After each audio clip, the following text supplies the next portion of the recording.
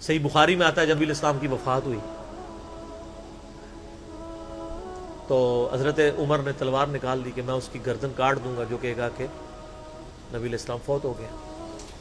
ان کا یہ عقیدہ تھا کہ جس طرح موسیٰ علیہ السلام 40 دن کے لیے کوہ طور پہ گئے، نبی علیہ السلام بھی ڈورمنٹ پوزیشن میں چلے گئے، واپس آ جائیں گے، کیونکہ انہوں نے نبی علیہ السلام سے سنا تھا کہ رومن اور پرشین امپائر گرے گی، تو وہ یہ فورس ہی کرتے تھے ابھی تو کیسرو کسرا کی جنگیں ہم نے لڑی نہیں ہیں، تو حضور اس سے پہلے کیسے دنیا سے جا سکتے ہیں؟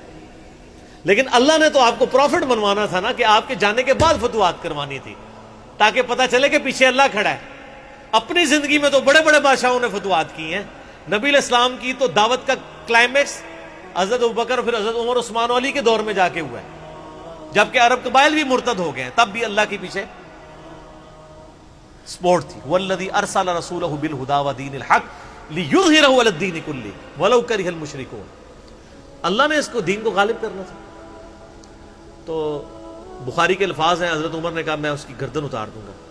حضرت ابوبکر آئے، انہوں نے حضرت عمر کو دیکھا، اگنور کر کے سیدھا حجرہ عائشہ میں گئے، نبی علیہ السلام کے مبارک کفن کو ہٹا کے آپ کے ماتھے پہ بوسہ دیا اور کہا یا رسول اللہ آپ پہ 2 موتیں جمع نہیں کرے گا، ایک موت تو سب کے نصیب میں ہے، اب تو ہمیشہ کی زندگی آپ کو اللہ نے آخرت کی دے دی ہے۔ اور پھر باہر نکلے، حضرت عمر کو کہا کہ عمر بیٹھ جاؤ، حضرت عمر نے بات نہیں سنی، تو حضرت بکر ممبر کی طرف چڑھے، ممبر پہ چڑھے اور لوگوں سے کہا کہ عمر کو اس کے حال پہ چھوڑ دو۔ حدیث کے الفاظ ہیں کہ لوگ حضرت بکر کا ریگارڈ باقی اصحاب سے زیادہ کرتے تھے، حضرت عمر کو تنہا چھوڑ کے لوگ حضرت ابو بکر کی طرف متوجہ ہو گئے۔ پہلے وہ جو سارا میلہ ان کے گرد لگا تھا شفٹ ہو گیا، تو انہوں نے حمد و صلات کے بعد انہوں نے کہا اما بعد فمن کان یعبد محمدا فان محمد قد مات۔ سر کلیجے پہ کتنا بڑا پتھر رکھا ہوگا حضرت بکر نے جملہ بولتے ہوئے کہ جو محمد کی عبادت کرتا تھا وہ جان لے کہ محمد کو موت آ گئی ہے۔ ومن کان یعبد اللہ، اور جو اللہ کی عبادت کرتا ہے وہ جان لے ان اللہ حی لا یموت، اللہ زندہ ہے، اللہ کو کبھی موت نہیں آئے گی۔ کیا توحید کی تعلیمات ہیں! حضور کی میت کے اوپر حضور کے فضائل نہیں بیان ہو رہے، توحید بیان ہو رہی ہے۔ Point to be noted. کیوں؟ سر پہلے نہیں انسانیت نے رسک لیا، دنیا کا سب سے بڑا شرک ایک پیغمبر کے نام پہ تو کھڑا ہوا ہے، عیسیٰ ابن مریم کے نام پہ۔ نبی علیہ السلام کو عیسیٰ ابن مریم نہیں اللہ نے بننے دیا۔ ایسے تربیت یافتہ وہ صحابہ جو کل تک آپ کے وضو کا پانی نیچے نہیں گرنے دے رہے تھے، آج وفات پہ کھڑے ہو کے فرضی خطبہ دے رہے ہیں۔ جو محمد کی عبادت کرتا تھا جان لو محمد کو موت آ گئی ہے، جو اللہ کی عبادت کرتا تھا جان لو اللہ زندہ ہے۔ پھر آیت بھی پڑھی، صرف فرضی جملہ نہیں بولا۔ آپ تو کہہ رہے ہیں شرک ختم ہو گیا، حضرت بکر جب شروع نہیں ہوا تھا اس وقت بھی کہہ رہے تھے کہ نبی علیہ السلام کو کسی نے خدا نہیں بنانا، کیونکہ بخاری کی حدیث ہے، دیکھنا میری شان کو اس طرح بلند نہ کرنا جس طرح عیسیٰ ابن مریم کو لوگوں نے کیا۔ میں اللہ کا بندہ اور اس کا رسول ہوں، مجھے اللہ کا بندہ اور اس کا رسول ہی کہنا۔ سر وارفتگی، دیوانگی، عشق کی ساری کیفیت حضور کی وفات کے بعد بالکل چینج ہوگی صحابہ کی۔ ہونا تو چاہیے تھا جو وضو کا پانی نہیں گرنے دے رہے تھے جا کے قبر کی مٹی چاٹنا شروع کر دیتے، ایسا نہیں ہوا۔ وہ تعلیمات کی باؤنڈریز کو کراس نہیں کرتے تھے۔ تو پھر انہوں نے آیت پڑھی، سورہ آل عمران آیت نمبر 144، وما محمد الا رسول قد خلت من قبلہ الرسل افإن مات او قتل انقلبتم علی اعقابکم۔ محمد تو نہیں مگر ایک رسول ہی، اگر یہ فوت ہو جائیں یا دین جو جنگ میں قتل کر دیے جائیں، شہید ہو جائیں، کیا تم دین سے الٹے قدم پھر جاؤ گے؟ جو کوئی دین سے الٹے قدم پھیرے گا اللہ کا کوئی نقصان نہیں کرے گا اور اللہ ثابت قدم رہنے والوں کو جزا دے گا۔ پھر سورہ الزمر کی آیت نمبر 30 پڑھی، انک میت وانہم میتون۔ اے نبی تمہیں بھی مرنا ہے اور ان کو بھی موت آنی ہے، تمہارے مخالفین کو، پھر تم اللہ کے حضور جھگڑو گے، اللہ تمہارا فیصلہ کرے گا۔ یہ سیدنا ابوبکر کی حضور کی وفات کے وقت استقامت تھی۔ پھر جھگڑا کھڑا ہو گیا حضور کو دفنانا کدھر ہے؟ جامعہ ترمذی میں حدیث ہے، سیدنا ابوبکر کہتے ہیں کہ میں نے نبی علیہ السلام سے یہ بات سنی تھی کہ اللہ اپنے پیغمبر کو وہیں پہ موت دیتا ہے جو اس کے لیے سب سے پسندیدہ جگہ اللہ کے نزدیک ہوتی ہے، تو حضور کی جو چارپائی ہے نا اس کے نیچے ان کی قبر کھودو، وہاں پہ اللہ نے ان کو موت دی۔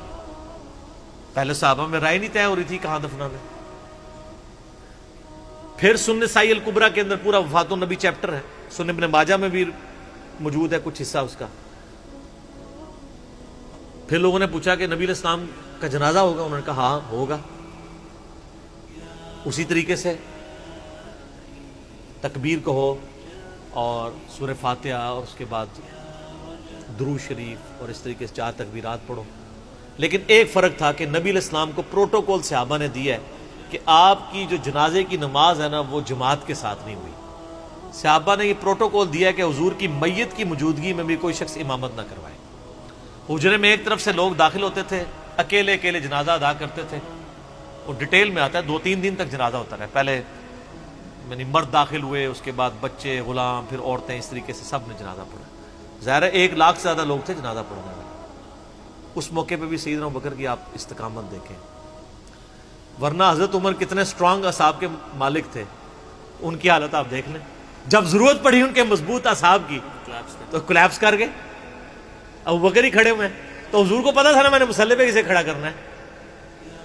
اور بخاری میں الفاظ ہیں، جب مصلی پہ کھڑا کیا فرمایا ابوبکر کے علاوہ سارے دروازے بند کر دو، صرف ابوبکر کے گھر کا دروازہ جو مسجد کی طرف کھلتا ہے، جو مسجد کا دروازہ ابوبکر کے گھر کی طرف ہے وہ کھلا رکھو، باقی سارے بند کر دو۔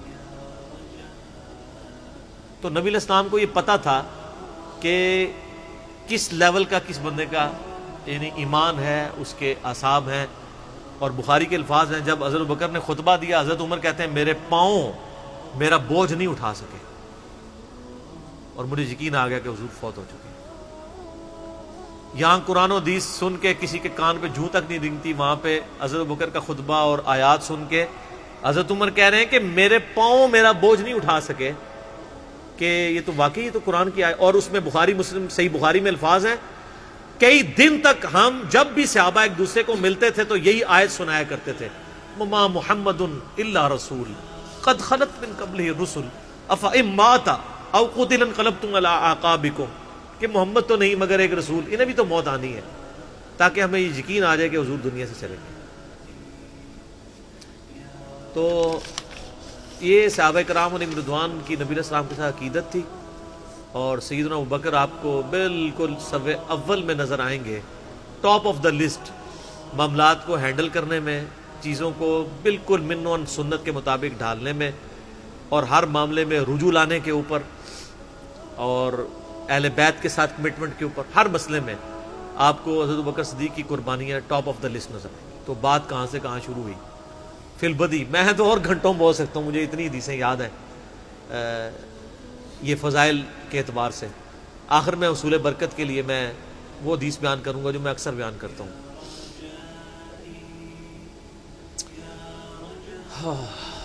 عبداللہ بن عباس رضی اللہ تعالیٰ عنہما کہتے ہیں، بخاری اور مسلم دونوں میں، کہ سیدنا عمر کی میت رکھی ہوئی تھی اور لوگ آ کے ان کی میت پہ سلام پڑھ رہے تھے، اور اپنے اپنے انداز میں خراج تحسین پیش کر رہے تھے کہ اس شخص کی وجہ سے اسلام کو کیا عروج ملا۔ تو کہتے ہیں اتنے میں میں نے محسوس کیا کہ ایک شخص میرے پیچھے آ کے کھڑا ہوا اور اس نے میرے کندھے پہ یوں کونی رکھی، میری پیٹھ اس کی جانب تھی، اس نے کونی میرے کندھے پہ یوں رکھی، اور حضرت عمر کی میت سے مخاطب ہو کے کہنے لگا کہ اے عمر، اللہ تجھ پہ رحم فرمائے، تو روئے ارض پہ ان لوگوں میں سے ایک شخص تھا کہ میری بھی خواہش تھی کہ میں ان اعمال کے ساتھ اللہ کے حضور پیش ہوتا، کہ اگر اللہ کے حضور پیش ہونے کے لیے مجھے بہترین اعمال چاہیے تو تیرے اعمال۔ ظاہر ہے جی رومن اور پرشین امپائر گھری ہے، کس لیول کا عروج، کیونکہ میں نے رسول اللہ صلی اللہ علیہ وآلہ وسلم سے بارہا سنا تھا، میں ابو بکر اور عمر داخل ہوئے، میں ابو بکر اور عمر نکلے، میں ابو بکر اور عمر نے یہ کیا، تو مجھے بڑی امید تھی کہ تم اپنے 2 ساتھیوں سے جا ملو گے، یعنی رسول اللہ اور ابو بکر کے ساتھ صلی اللہ علیہ وآلہ وسلم اور رضی اللہ تعالیٰ۔ تو یعنی نبی علیہ السلام کے بعد سیدنا ابو بکر اور پھر حضرت عمر بھی وہیں پہ پہنچ گئے۔ تو مجھے نبی علیہ السلام کے اس فرمان سے لگتا تھا جس طرح آپ اپنی زندگی میں کہتے تھے نا، میں ابو بکر عمر، میں ابو بکر عمر، میں ابو بکر عمر، مجھے پتا تھا تم نے جا کے انہی سے ہی ملنا ہے جا کے، اور دیکھ لیں قبر بھی پھر ساتھ بنی ہے دونوں کی۔ تو عبداللہ ابن عباس کہتے ہیں کہ میں نے جب یوں مڑ کے دیکھا تو وہ سیدنا علی بن ابی طالب تھے جو حضرت عمر کی میت کے اوپر یہ کلمات پڑھ رہے تھے، میں ابو بکر اور عمر، میں ابو بکر اور عمر رضی اللہ عنہم اجمعین وعلیہم السلام اجمعین۔ اللہ تعالیٰ ہمارے دلوں میں خلفائے راشدین کی محبت، اہل بیت کی محبت راسخ فرمائے رضی اللہ عنہم اجمعین وعلیہم السلام اجمعین، اور قیامت والے دن حوض کوثر پہ ان کے ساتھ محشور فرمائے، آمین ثم آمین۔